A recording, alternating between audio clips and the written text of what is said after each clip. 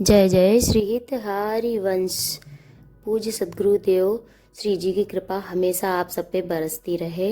आशा करती हूँ कि आप सभी लोग अपने घर में स्वस्थ होंगे। और ये वीडियो काफ़ी लेट में अपलोड कर रही हूँ क्योंकि मुझे थोड़ा सा प्रॉब्लम हो गई थी, बीच में मेरी तबीयत ख़राब हो गई थी, तो इस वजह से मैं एडिट नहीं कर पाई थी। और वीडियो एडिट करने में काफ़ी समय लगता है और उसके लिए माइंड भी सही होना चाहिए, तो इस वजह से वो मैं नहीं कर पाई थी, तो उसके लिए माफ़ी चाहूँगी आप सभी से। तो और फिर मैंने इसको बनाया था, इतनी मेहनत की थी, तो फिर मैंने सोचा इसको अपलोड तो कर ही देती हूँ।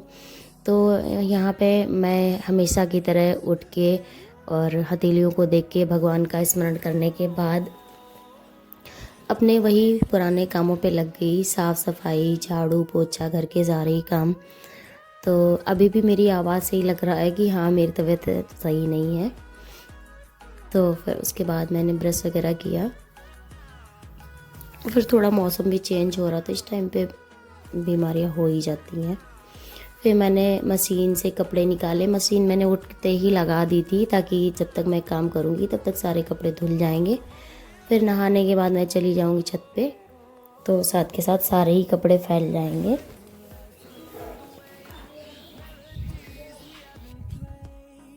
मैं भी नहा चुकी थी और मैंने बाबू को भी साथ ही नहला दिया था क्योंकि वो भी मंदिर जाता है, तो मैंने उसे नहला दिया था।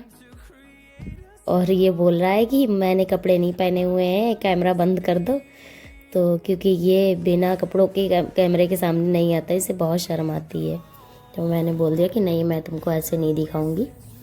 तो उसको मैंने रेडी कर दिया। फिर बच्चे अभी ये लोग सो रहे थे, इन लोग की छुट्टियां चल रही हैं तो ये लोग सो लेते हैं, थोड़ा देर में उठते हैं। तो चलो ठीक है, मैं सारा काम कर लेती हूँ। यहाँ पे मैं अपना बिस्तर ठीक कर रही हूँ। साथ के साथ बिस्तर वगैरह सही कर दो तो फिर ज़्यादा सारे काम करने के बाद मैं आ गई थी श्री जी की सेवा के लिए।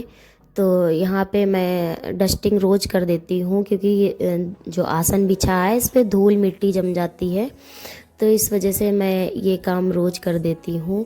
और श्री जी को शयन मैं इधर मंदिर में करवाती हूँ, तो श्री जी का शयन इधर हो रहा था, तो इस वजह से मुझे इस टाइम पे उनका आसन खाली था, तो मैंने सोचा यहाँ की साफ़ सफाई कर देती हूँ, फिर मैं उनको यहाँ पे विराजमान करूँगी।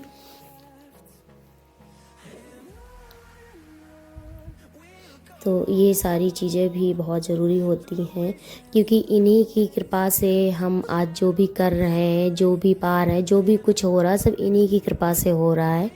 इनकी कृपा के बिना तो जीवन व्यर्थ है। और मंदिर में मैं पोछा लगाती हूँ लास्ट में नहाने के बाद, क्योंकि नहाने से पहले यहाँ पे पोछा लगाने का कोई मतलब नहीं रहता है, फिर बाद में दोबारा ही लगाना पड़ता है। फिर मैंने चरणामृत का पान किया और रजरानी को अपने मस्तक पे धारण किया। रजरानी की कृपा पाना बहुत ज़रूरी है क्योंकि इनकी कृपा के बिना श्री जी की भी कृपा नहीं पा सकते हैं। तो इन्हीं की कृपा से जो कुछ भी हो रहा है, जो कर रहे हैं, वो सब इन्हीं की कृपा है। और यहाँ पे बाबू भी अपने मस्तक पे रजरानी धारण कर रहा था, तो वो बोला मुझे पूरे मस्तक पे लगाना। जब ये स्कूल जाता है तब ये पूरे मस्तक पे नहीं लगाता है क्योंकि वहाँ पे बोलता बच्चे मेरा मजाक बनाते हैं, तो मैं इसको थोड़ा सा तिलक लगा देती हूँ। और चरणामृत का भी इसने पान किया। इन सारी चीज़ों की आदत बच्चों को शुरू से ही, किसी भी चीज़ की आदत हो बच्चों को शुरू से ही लगती है, तो इसलिए जो भी करवा रही हैं श्री जी करवा रही हैं। और श्री जी ऐसे ही मेरे बच्चे को सद्बुद्धि देती रहें ताकि ये भी सेवा में लग जाए इसी तरह से, क्योंकि हम बहुत नीच हैं, अधम हैं, और हमसे भक्ति होती ही कहाँ है, मन लगता ही कहाँ है। जो भी हो जाता है सारा श्री जी की कृपा से ही हो जाता है। तो फिर उसके बाद में मैंने श्री जी का उत्थापन किया, थोड़े से पद वगैरह गायन किए। क्या पद गाती हूँ, क्या करती हूँ, ये सारी चीज़ें मैं नहीं दिखाती हूँ, कोशिश करती हूँ कि ना ही दिखाऊँ, बट अब हम ब्लॉगर हैं तो थोड़ा बहुत तो दिखाना ही पड़ता है। तो इसलिए जो गुप्त चीज़ें हैं, जैसे श्री जी का स्नान है, श्री जी का भोग है, ये सारी भोग पधराते हुए ये सारी चीज़ें हम नहीं दिखाते हैं। अज्ञानतावश कभी हो जाए तो उसका नहीं बोल सकती, वैसे कोशिश यही करती हूँ कि ये सारी चीज़ें कम से कम दिखाऊं। फिर उसके बाद मैंने यहाँ पे श्री जी का भोग तैयार करना शुरू कर दिया था। तो भोग में आज मैं भिंडी और रोटी का भोग लगाने वाली हूँ।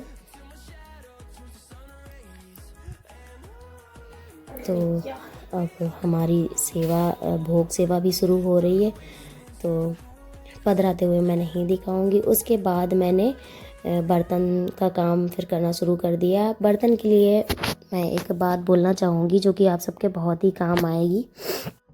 हमारी लोहे की कढ़ाइयाँ बहुत गंदी हो जाती हैं और उनको धोना बड़ा मुश्किल लगता है। मेरी भी कढ़ाई जो है वो बहुत ही गंदी हो जाती है। तो मैं यहाँ पे आप लोगों के साथ में एक ट्रिक शेयर कर रही हूँ, जो वो होता है सिट्रिक एसिड, साट्री जिसको बोलते हैं। तो आप कढ़ाई को गरम गरम ही उतार के उसमें आप ये डाल दीजिए सिट्रिक एसिड, और उसके बाद इसको थोड़ा सा अगर आप रगड़ेंगे तो कढ़ाई एकदम नए जैसी चमकने लगेगी। आप देख सकते हैं कि मैंने अपनी कढ़ाई को साफ़ कर लिया, चमकने लगी है, और कितनी गंदी थी पहले। पीछे साइड मैंने साफ़ ज़्यादा नहीं करी क्योंकि मेरी कढ़ाई हल्की है, अगर ज़्यादा रगड़ूंगी तो वो बेकार हो जाएगी। तो साथ के साथ मैंने बर्तन के बाद सिंक भी साफ़ कर दिया था, क्योंकि इसमें पूजा के बर्तन भी धुलते हैं, तो इसलिए इसको भी साफ़ रखना बहुत ज़रूरी है। आप लोग ये सिट्रिक एसिड वाली जो ट्रिक है ये ज़रूर ट्राई करिएगा, ये बहुत ही काम आती है। इसमें ज़्यादा मेहनत नहीं लगती है, बहुत अच्छे से कढ़ाई साफ़ हो जाती है। सारे काम मेरे हो गए थे। लास्ट में मैंने फिर ये जो श्री जी के सेवा वस्त्र हैं इनको मैंने धोया। और अब यहीं पे मैं अपने ब्लॉग का एंड करती हूँ। और अगर आपको मेरी वीडियो पसंद आती है तो प्लीज़ मेरी वीडियो को ज़्यादा से ज़्यादा शेयर करिएगा। और अगर आप मेरे चैनल पे नए हैं तो प्लीज़ मेरे चैनल को सब्सक्राइब कर दीजिएगा, क्योंकि आप लोगों का सपोर्ट नहीं रहेगा तो मैं कभी भी आगे नहीं बढ़ पाऊँगी। आप लोगों का सपोर्ट बहुत ज़रूरी है। तो मिलती हूँ अगली वीडियो में, तब तक के लिए श्री हरिवंश।